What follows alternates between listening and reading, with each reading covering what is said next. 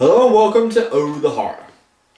I'm Fedora, and in my current state of paranoia and isolation, I often try to remember the simpler times. You know, the times when I wasn't, fearing for my life and all. Like, I remember that time when I reviewed Kung Fu Panda for my show, The Jack Black Stack Attack. So let's check out World of Warcraft, Mist of Pandaria. Let's check out Kung Fu Panda. Wait a minute, that wasn't me, that was Dalton. Okay, well, how about the time I saved the world from Unicron with my magical black box? What's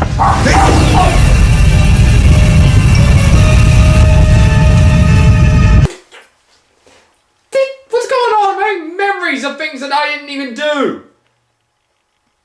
Almost as if this is some kind of crappy segue into tonight's movie with a similar theme. This is the book-to-movie adaptation of Memory. So, this movie starts through the perception of the cameraman's penis as he runs through the woods. Oh, sorry, never mind. It's just Dutch running away from the predator. I'll get him back! No! No!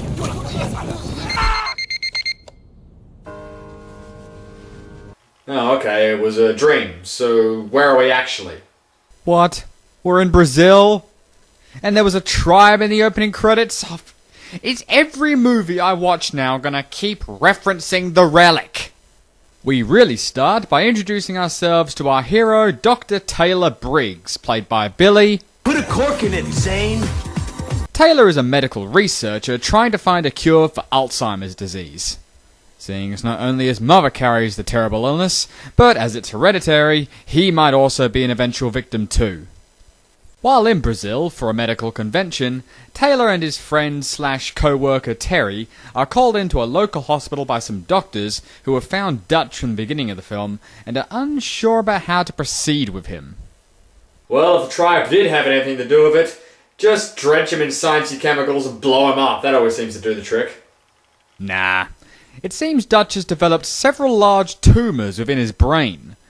But what puzzles everyone is that these tumours only occupy every section of the brain that controls memory. While digging through Dutch's belongings, Taylor finds a mysterious powder that might be the cause of the tumours. And then he cuts his finger. And as a doctor, he knows the obvious thing to do when exposing your skin to a foreign and possibly lethal substance is to leave immediately without telling anybody. So Taylor returns to his hotel room that night, when suddenly...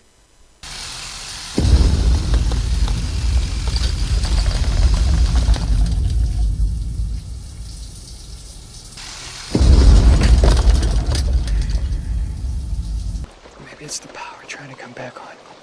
No, it's not a T-Rex. It's just a tidal wave at the door. Talk about memory, hey Billy Zane? Taylor comes up for air in a forest. Huh. Well, this is obviously a hallucination. He comes ashore where he spots a shadowy figure in a mask. And after giving chase, Taylor suddenly wakes up in his bathtub half drowned.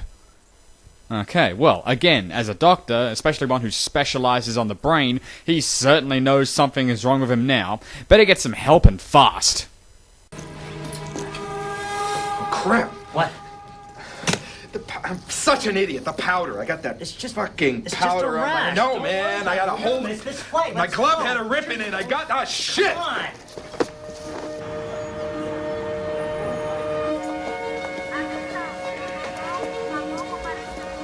He actually does go to get help right away?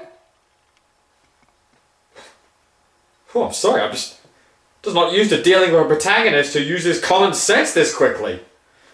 Can he do something really stupid right now to, just to balance things out? Ah, there we go. After returning to the hospital to look for the doctor who treated the now deceased Dutch, Taylor steals his backpack, and while on the airplane going home to America, the airplane containing hundreds of people, he pulls the mysterious powder out of the backpack. no doubt infecting everyone on the plane and proving that the Brazilian quarantine department must be run by a donkey for giving a pass to a bag that clearly says biohazard. So, after no doubt causing an epidemic, or at least the remake of Planet of the Apes, one or the other, Taylor returns home to Boston. Although it seems the powder has quite a far reach, because when Taylor arrives the next night to his surprise birthday party, these are the kind of people who greet him. Taylor, I want you to meet Barb. Barb? Taylor. Aren't you going to say hi? You're a little early there, Mrs. Gustafson. But don't worry, next year he'll talk to plenty of fish. What are you two delinquents up to? Wow, speaking of crazy people. Yeah, Dennis Hopper returns to my show. This time he's playing a retired doctor and good friend of Taylor's named Max Lichtenstein. That sounds like something you can't do in public. And Ann-Margret is Carol, a longtime friend of Taylor's mother back when she worked as a nurse before her Alzheimer's. After the party, Taylor has his second run-in with the hallucinations, where the masked figure once again appears. He tries chasing him through the woods, but he eventually loses him.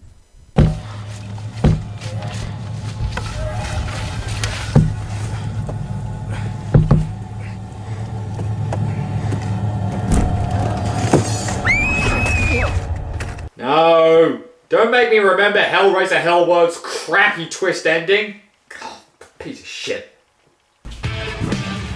Well, let me tell you something, Fedora. What you need is some good memories in you, brother. Like the time in WrestleMania 3, where I took on Andre the Giant, and I lifted that 900-pound Goliath over my head, one-handed, pinky, slammed him into the concrete after spinning around in a circle, and he went right down to China, brother. Don't you think you're exaggerating that just a little? No way, brother. The Hulkster may bend the truth, maybe even lie completely on national television about reconnecting with Randy Savage before his death, but he would never exaggerate, brother.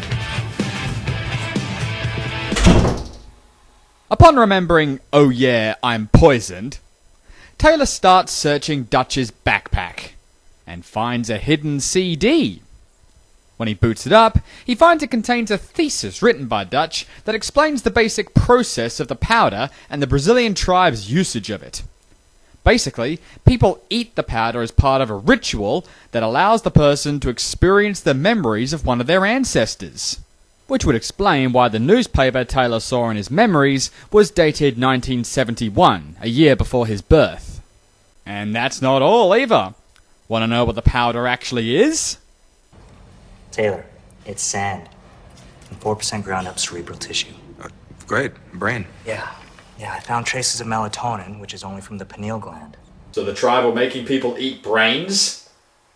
This is the most overcomplicated zombie movie I've ever seen. After that delicious bit of news, Taylor goes home. And while clearing away some of his mother's belongings, he finds a photograph of his mother at the forest that he's been seeing in his memories, and he heads over there to investigate.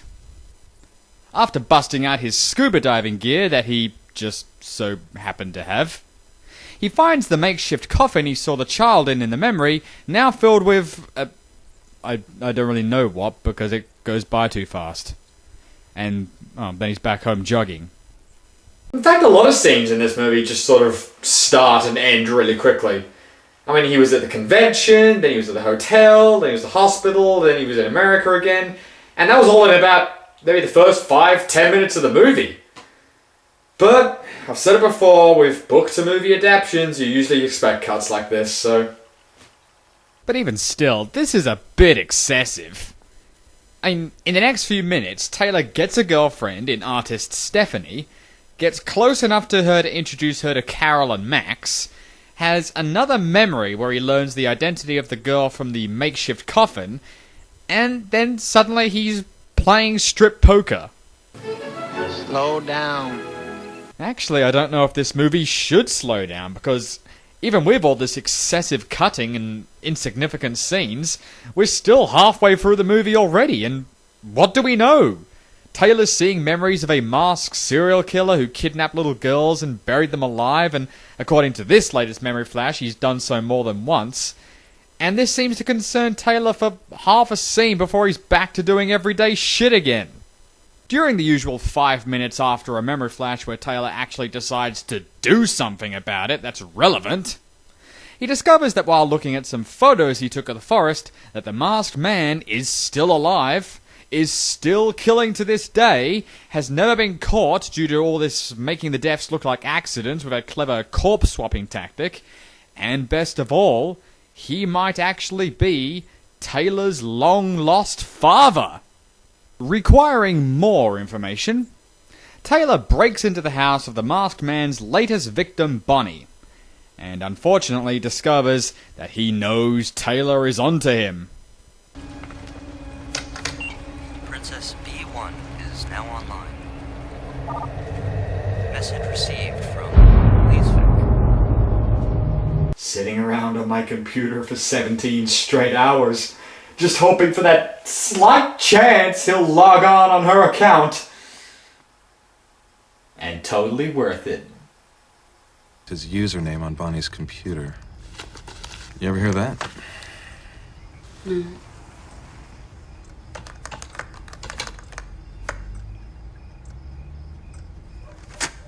Nothing.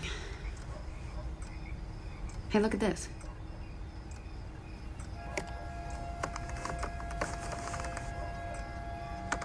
Okay, now type in red rum.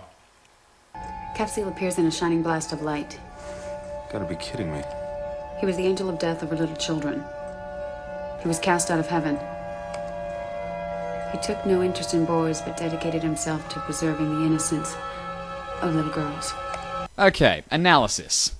So it seems this masked man took on the identity of this angel of death for little girls, Kafziel, then went around kidnapping them 30 years ago, making dolls out of them in order to preserve their innocence, as the myth goes, and then killed the original. And apparently, it seems he has a scar on his wrist when one of the little girls scratched him with a bracelet, and after that memory, Dennis Hopper shows up. You smoke, buddy? No, it's fine. I think I'll just stick around and nurse myself a beer.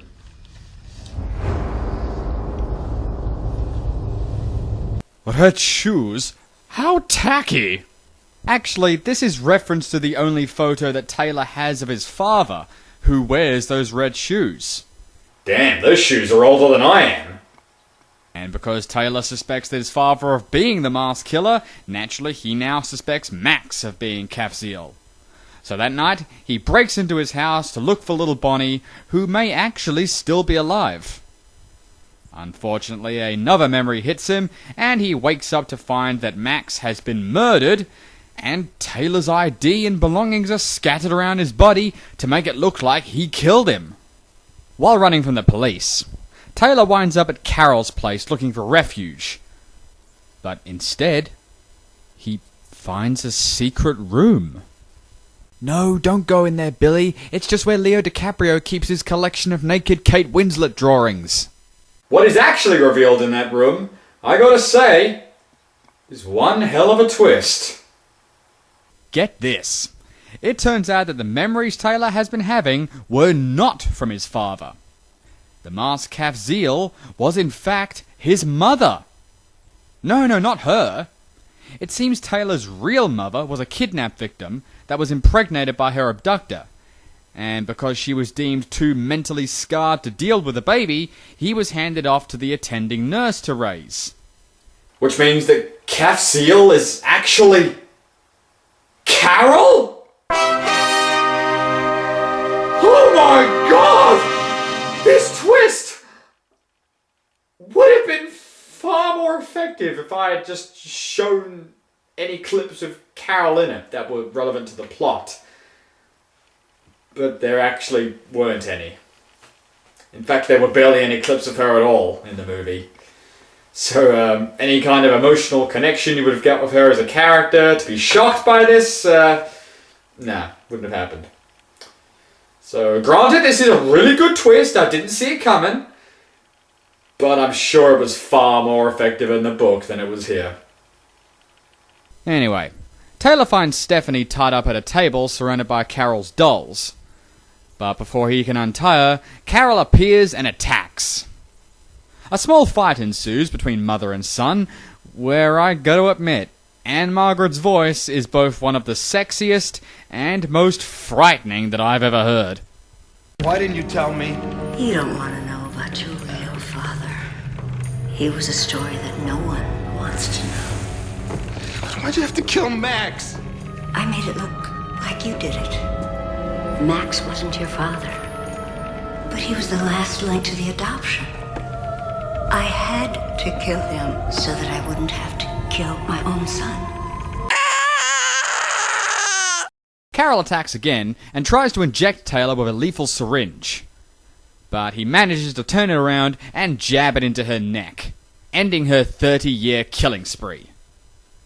As per tradition when it comes to these secret killer hideouts, the place catches fire, and Taylor rescues Stephanie along with Bonnie, and they escape. And so, after reuniting Bonnie with her family and all traces of the powder being gone from Taylor's system, despite it being fatal to Dutch, if you recall, this movie comes to an end in another interesting twist, where it seems the girl who slashed Cafziel's wrist with a bracelet in that memory flash was in fact Stephanie. And then we cut to black. And that was Memory. This movie should have been something really good. But there are just too many things that soil it. The pacing and cutting, for example, are terrible, with most of the movie consisting of incredibly boring scenes of Taylor just doing normal shit like working or moving boxes, even right after one of his memory flashes. The movie only really gets interesting in the last 10 minutes or so with a big reveal of the killer. But since in the whole 1.5 hours prior to that there was only really one minor hint and barely any screen time of Carol, it's not nearly as effective as it otherwise would have been in the book. All in all, I'm not going to completely trash the movie because it does manage to be engaging enough for you to want to see how it turns out, even with all the bad editing and dragged out storyline. But if that's the case, if you just want to see this really good story play out the way it should be, all I can say is, forget this movie and read the book. And you know what? This has made me remember something. I remember that I am still alive.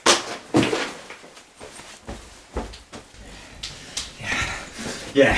You hear that? You can do whatever you want, okay? You can appear in my episodes and ruin them. You can project yourself onto things and try to ruin my life. But you know what? You're not gonna break me. You're not gonna...